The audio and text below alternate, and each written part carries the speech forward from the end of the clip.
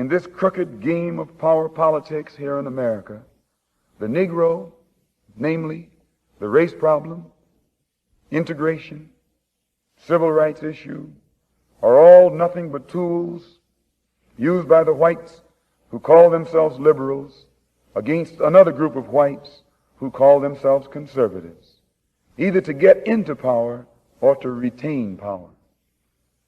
Among whites here in America, the political teams are no longer divided into Democrats and Republicans. The whites who are now struggling for control of the American political throne are divided into liberal and conservative camps. The white liberals from both parties cross party lines to work together toward the same goal, and white conservatives from both parties do likewise. The white liberal differs from the white conservative only in one way. The liberal is more deceitful, more hypocritical than the conservative.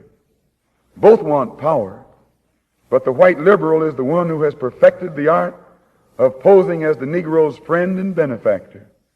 And by winning the friendship and support of the Negro, the white liberal is able to use the Negro as a pawn or a weapon in this political football game that is constantly raging between the white liberals and the white conservatives. The American Negro is nothing but a political football, and the white liberals control this ball through tricks or tokenism, false promises of integration and civil rights. In this game of deceiving and using the American Negro, the white liberals have complete cooperation of the Negro civil rights leader, who sell our people out for a few crumbs of token recognition, token gains, token progress.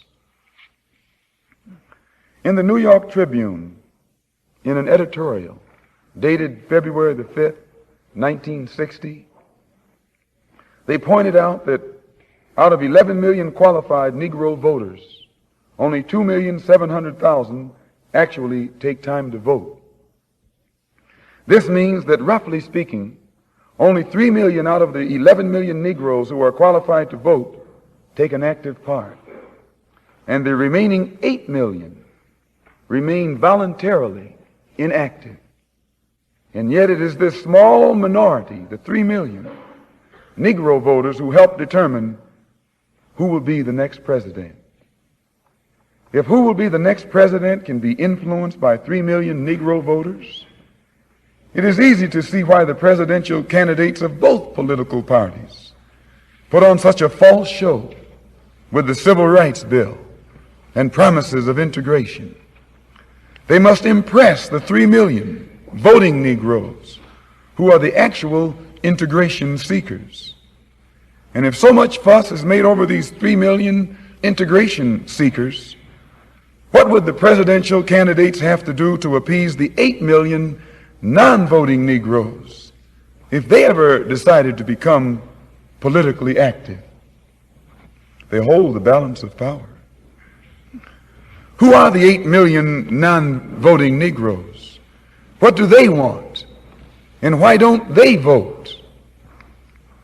The 3 million Negro voters are the so-called middle-class Negroes, or high-class Negroes, or uppity Negroes, who are referred to by the late Howard University sociology professor E. Franklin Frazier as the black bourgeoisie, who have been educated to think as patriotic individualists with no racial pride whatsoever, who believe in and look forward to the future integrated, intermarried society that is constantly being promised to them by the Negro politician.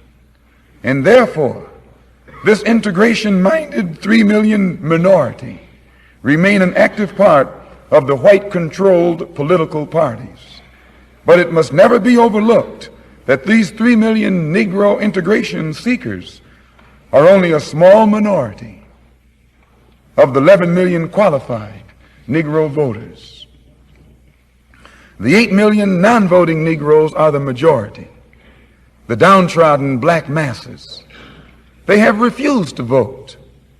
They've refused to take a part in politics because they reject the Uncle Tom approach of the clergy politician leadership that has been handpicked for the so-called Negroes by the white man himself.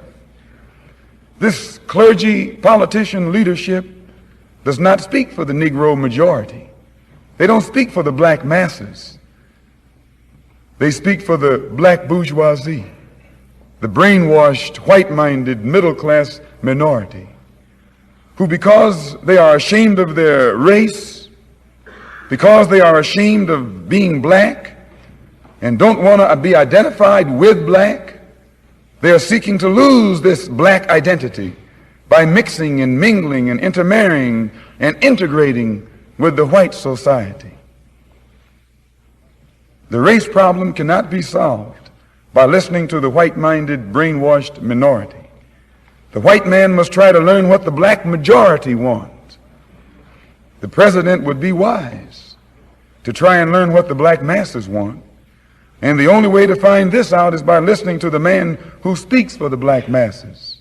And I can declare to you tonight and to the entire world that the man here in America who speaks for the majority, the downtrodden, dissatisfied black masses, is this same man who so many thousands of our people are flocking toward to see and hear.